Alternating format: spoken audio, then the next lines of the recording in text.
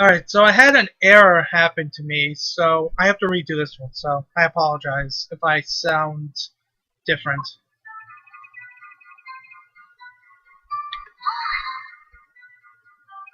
You said heard, not saw?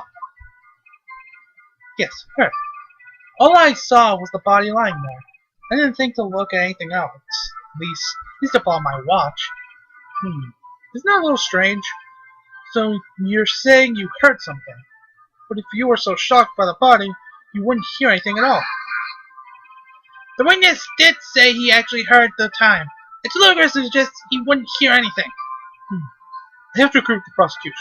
Witness, continue your testimony.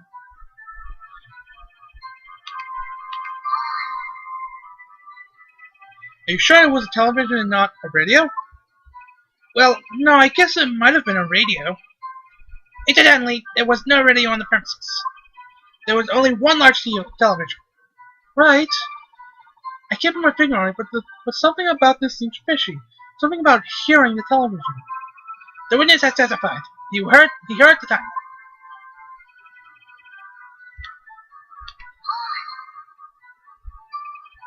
How do you explain the gap? Well, witness, can you explain this? Guys, it's in my next part of the testimony, okay? Can you calm down? Video? What the hell is this video thing? Yes, that would explain why the time was wrong. True, right. I think the problem lies somewhere else. We agreed that you heard the time on the scene then.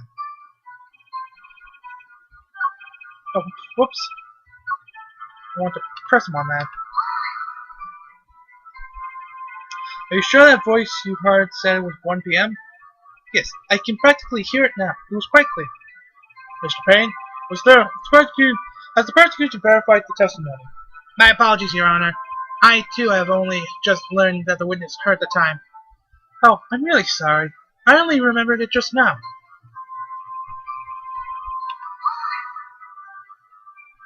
Well, you just watch it. Not much point pressing him on that one, was there? Oh, I love the writing in this. Okay, so... Oh, wait. Is there any more? Notice anything suspicious? Okay, so what we really have to do is... go to... no, right here. There we go. Come from the television. Well... there was a blackout! Hold it right there! The prosecution has said there was a blackout at the time of the discovery. And this record proves it. You couldn't have heard a television or a video. Yeah, well, the defense has a point. Do you have an explanation for this, Mr. Sott? No, I find it quite puzzling myself. Quite. Well, wait, I remember now. Mr. Sott, the court would prefer to hear an accurate testimony from the very beginning. These constant corrections are harming your credibility. That and you seem rather distraught. My apologies, Your Honor. It, must have been the shock of finding the body. Well then, Mr. Sott, let's hear your testimony once more, please. Actually, I didn't hear the time. I saw it. There was a table clock in the apartment, wasn't there? Yeah, the murder weapon. The killer used it to hit the victim. That must have been what I saw. You saw a clock? I guess that would explain it. The defense may cross-examine the witness. Gladly.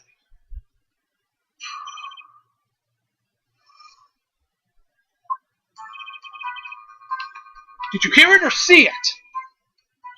That strikes me as a very suspicious mistake. Yes, I can see how you feel doubtful. I'm really sorry. I only just remembered that table clock. Table clock?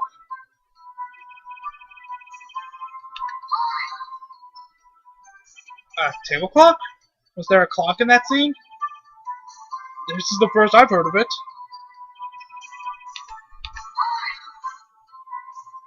The murder weapon? Yes, the table clock that was used as a weapon.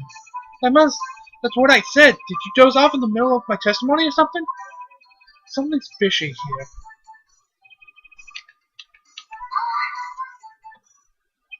Why didn't you tell us that in the first place?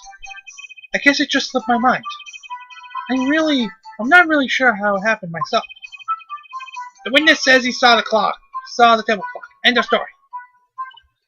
Now find the contradiction. Well, the contradiction is...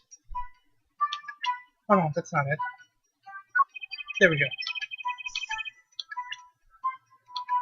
The murder weapon was a statue! Wait just a moment. The murder weapon wasn't a clock. It was the statue. Now how is this supposed to be a clock? Well, you with your objections and your evidence, just who do you think you are? Just answer the question, Mr. Sott. Hey, I saw it there, okay? That's a clock. Your Honor, if I may. Yes, Mr. Perry? As the witness stated, the statue is indeed a clock. The neck is a switch. You just tilt it and it says time out loud. Since it doesn't look like a clock, I submit it as a statue. My apologies. I see. So the murder weapon was a table clock after all. Well, Mr. Wright, it appears that the witness's testimony was correct. This is a clock. Do you have any problems with this testimony now? Save state. And... no, I don't have any problems with that. I guess not. There was a clock on the scene, so no problem. Right, are you out of your mind? That clock doesn't look like a clock at all. The witness couldn't have possibly known it was a clock just by seeing it. He said himself he never entered the apartment. It was in his testimony. Hey, you're right. Is something the matter? Does the defense have anything to add? Yes, I do. Well, yes, I do have a problem with that. Your Honor, there was a gaping hole in the witness's testimony. The only way he could have known the weapon was a clock was to hold it in his hand.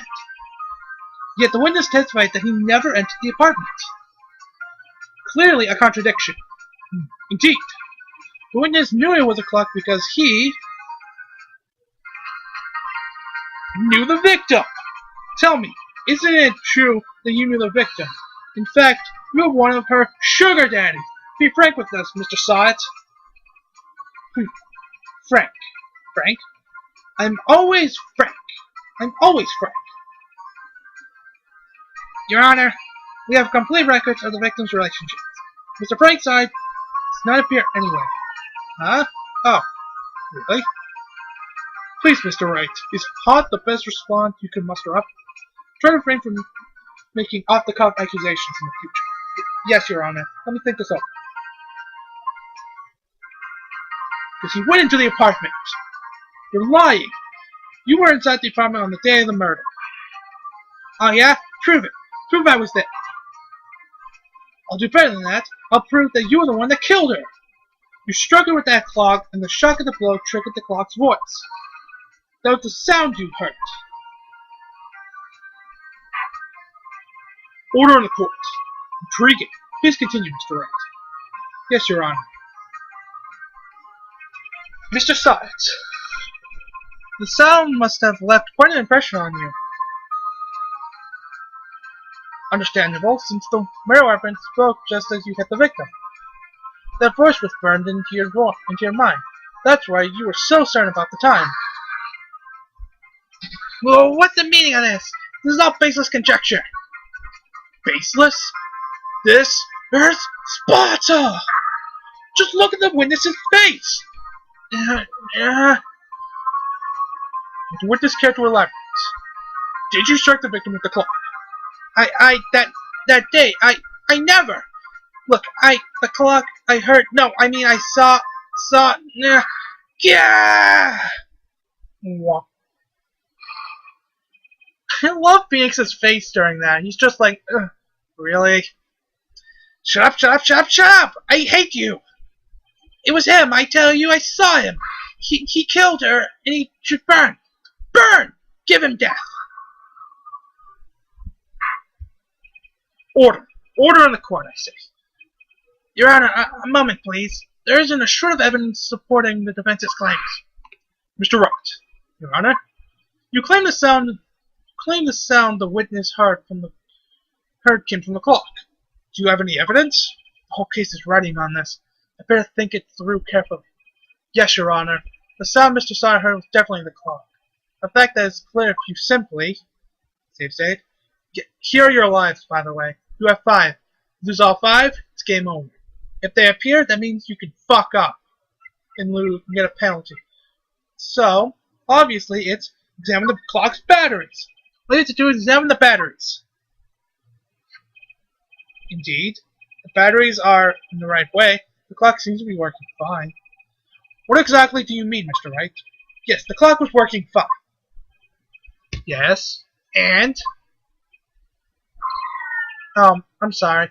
I think I got confused back there with all these testimonies. Mr. Wright, I expect more from a lawyer in this court, even if it is your first day. I'm afraid I have to penalize you. Try to think things through more carefully. Yes, Your Honor, as I was saying. Ask the neighbors. All you have to do is talk to the victim's neighbors. Talk to the neighbors. I'm sure one of them heard the clock tell the time the incident occurred. I see. Does the prosecution have anything to say, Mr. Payne? We have already made all the necessary inquiries. Everyone living near the victim's apartment was out at the time of the murder. Furthermore, even if a neighbor had heard the clock, that would not prove that Mr. Side had heard anything. That is true. I believe you may be wrong, Mr. Wright. You'll receive a penalty for that, unfortunately. Okay, so the true one is try sounding the clock. Let's sound the clock now, here in this court. Your Honor, may I have the clock? I ask the court to listen very carefully. Beep. I think it's 8:25. That certainly is a strange way to announce the time. Well, he is the thinker, after all. So we've heard the clock. What are your conclusions, Mr. Wright? Mr. Payne, can you tell me what time it is now? It's 11:25. As you can see, the clock is exactly 3 hours slow. Precisely this discrepancy between what Mr. Sod heard and the actual time of death. So, Mr. Sod, try to talk your way out of this one. You forgot one thing. Oh, what's he talking about? Well, it may seem like the clock is running 3 hours slow. It proves nothing. How do you know it was running 3 hours slow on the day of the murder? If you can't prove that, you don't have a case. He's right. How am I going to prove that? Damn it, I was so close. Mr. Wright, it seems you lack the critical evidence to support your claim. Yes, Your Honor. This means I cannot let you indict the witness. Unfortunately, this ends the cross-examination of Mr. Frank Salt. I came all the way down here to testify, and look what happens. They treat me like a criminal. A criminal! You lawyers are all slime. I almost had him. Sorry, Larry. I failed you. There's nothing I can do about it now. Not so fast, Mr. Sod. Chief. Listen up, Wright. Don't throw this one away. Not like this. Think. But, Chief, it's over. I can't prove the clock was slow the day of the murder. Nobody can prove that. Well, yes. But that doesn't mean you can't still win. Try thinking out of the box. Don't waste time doubting the facts. Assume the clock was 3 hours slow and think through it. Ask yourself, why was the clock 3 hours slow? Figure out the reason and you'll have your proof. Right? Right? Can you think of a reason as to why the clock should be slow? 3 hours slow?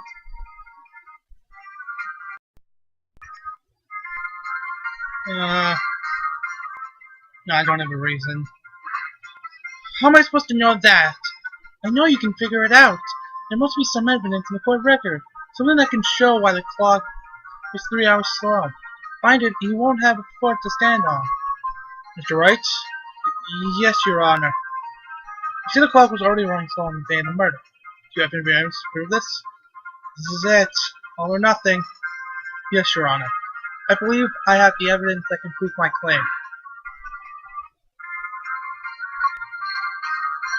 Wait! Maybe I can prove it. You must have evidence somewhere that can prove it, right? Find it and let him have it.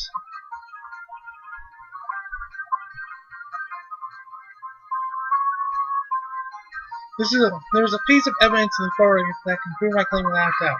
Ha! Tough words. Let's see you pull this off. This one off. Let's see the evidence that proves why the clock was running slow.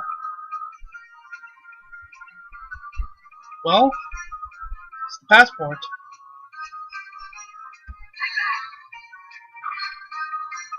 The victim had just returned home from abroad the day before the murder. As we all know, the time difference between here and Paris is 9 hours. When it's 4 p.m. here, it's 1 a.m. the next day there. The clock wasn't 3 hours slow, it was 9 hours fast. The victim hadn't reset her clock since returning home.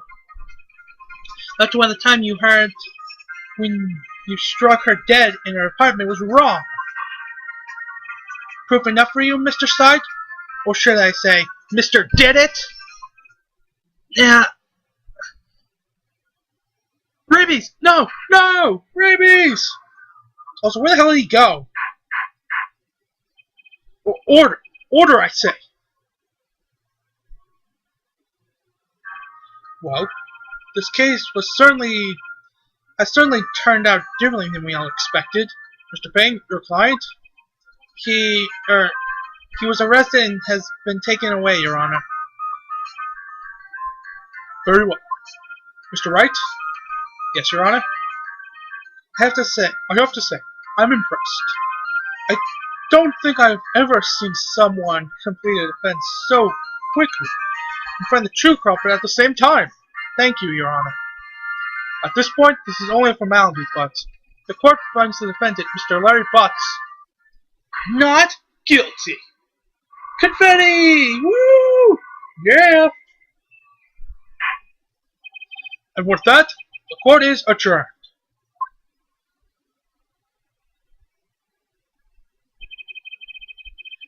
It turns out that Frank Sott was a common burglar. He posed as a newspaper salesman to check and see when people were out of the house that day. When Larry went to her apartment, the victim wasn't home. After he left, Mr. Side let himself in to do his dirty work. While he was searching her place, the victim returned. Flustered, Mr. Side grabbed the nearest blunt object he could find.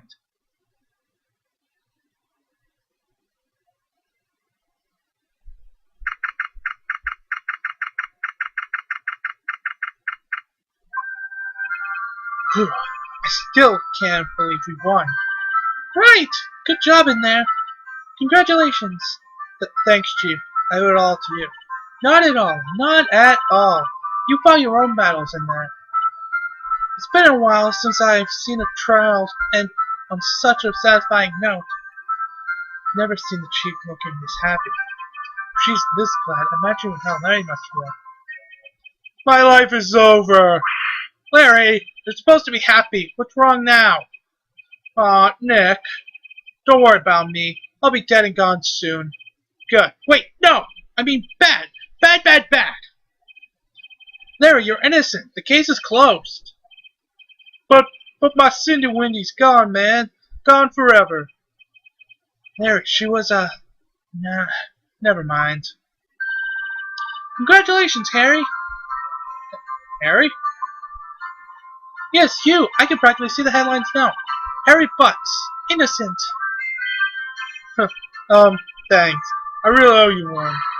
I won't forget this ever. Let's celebrate. Dinner, movie, my treat. Oh, no, I couldn't. Hey, I was the one who got you off the hook. Oh, hey. Here, take this. It's a present. Present? For me? Wait, isn't this evidence that...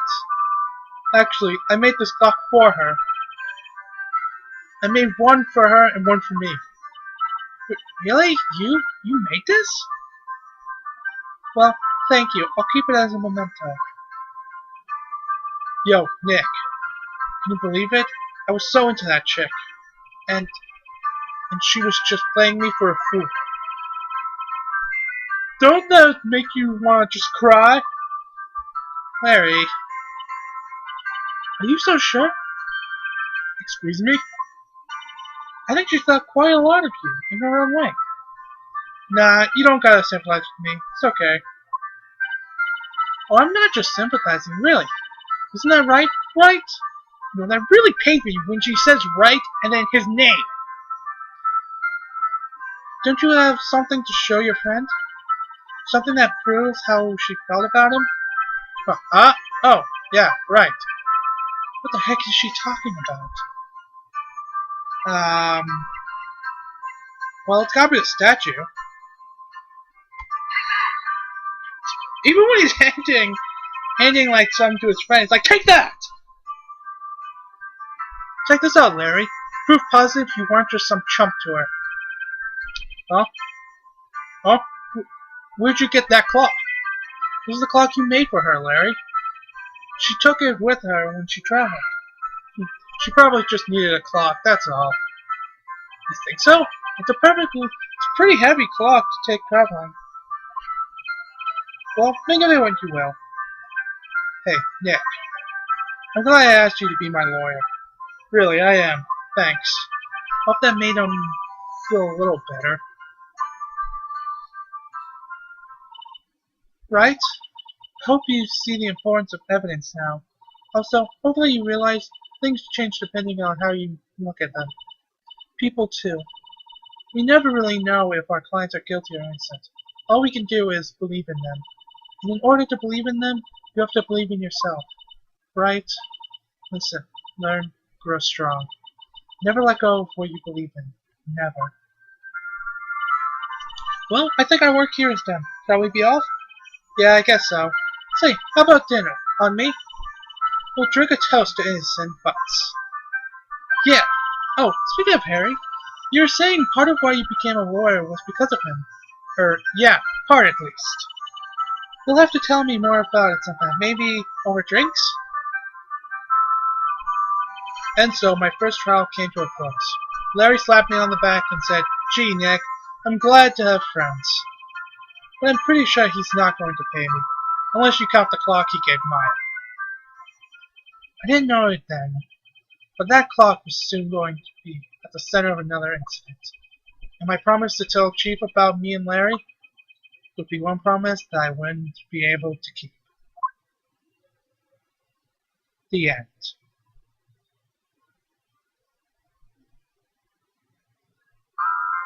And that was the first case.